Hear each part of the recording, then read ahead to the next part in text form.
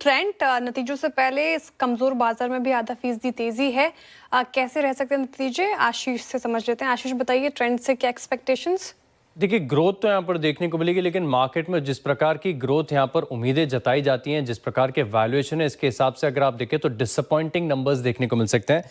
अब दरअसल पिछले साल के मुकाबले देखें तो रेवेन्यू में 18% की ग्रोथ देखने को मिलेगी, जिसे ब्रोकरेज हाउसेज सफिशिएंट नहीं बता रहे, वैल्यूएशन के लिहाज से मॉडरेशन नहीं बता रहे। और इसके पीछे कारण है कि जो ट्रिपल एस जी ग्रोथ है थोड़ी सी वो धीमी पड़ी हुई है। अगर आप बात करें स्टोर एडिशंस की, तो वेस्ट साइड में 14 और जूडियो के 36 नए स्टोर एडिशंस यहाँ पर सीक्वेंशियल तौर पर देखने को मिले। लेकिन फिलहाल के लिए अगर आप देखें तो जो कॉस्ट कंट्रोल तिमाही के दौरान देखने को मिला है, ये इसका फायदा आपको करीब करीब 20 बेसिस पॉइंट का मार्जिन पर जरूर नजर आएगा। लेकिन जो टॉप लाइन ग्रोथ है ये थोड़ी सी अनुमान से कम नजर आ रही है।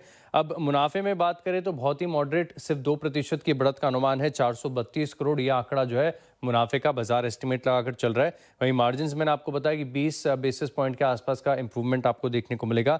एबिटा 16% बढ़ सकता है और रेवेन्यू में सिर्फ 18% की ग्रोथ देखने को मिल सकती है। लेकिन एक चीज का जरूर ध्यान रखिएगा, ये स्टॉक इस साल का निफ्टी में सबसे वर्स्ट परफॉर्मिंग है, ऑलमोस्ट 40-45% हाई से करेक्टेड है, तो इस चीज को भी ध्यान में रखना होगा। लेकिन नतीजे जो है काफी हद तक डिसअपॉइंटिंग आ सकते हैं।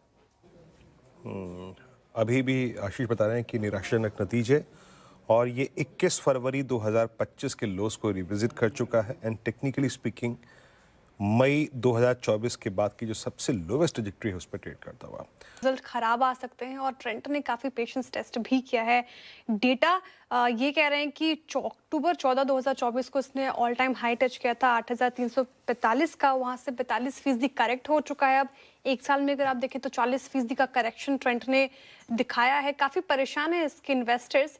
जिसने ऑल टाइम हाई पर टच किया हो, रुचित जी, वो तो काफी परेशानी में। अब क्या स्ट्रैटेजी, क्या रणनीति जो ट्रेंड लेकर फंस गए हैं, उनको क्या हिदायत? मेरे हिसाब से ये लेवल्स पे तो सबसे बेटर रणनीति यही रहेगी कि वेट एंड वॉच अप्रोच रखे, क्योंकि देखिए price wise as well as time wise corrective phase काफी ये स्टॉक में ऑलरेडी हो चुका है, बट लेकिन अभी भी रिवर्सल के साइंस अब तक आए नहीं है। सो आई थिंक जब भी स्टॉक में कोई ट्रेंड रिवर्सल के साइंस आएंगे, फिर आप नो एवरेज करके आपका कॉस्ट ऑफ परचेज नीचे लाने के लिए देखेगा। बट ये लेवल्स ऐसे भी नहीं है कि जहाँ पे ना अगर काफी हाई लेवल्स पे बाय किया हुआ है तो यहाँ पे लॉस बुक करके एग्जिट कर देना चाहिए। सो आई थिंक अगर इतना पेशेंस रखा है तो करंट लेवल्स पे कुछ ना करे और थोड़ा-सा और वेट एंड वॉच अप्रोच रखें स्टॉक में। वेट एंड वॉच अप्रोच रखें। अगर अब तक नहीं बेच पाए तो फिर अब क्या ही बेचेंगे, ये इस समय एक व्यू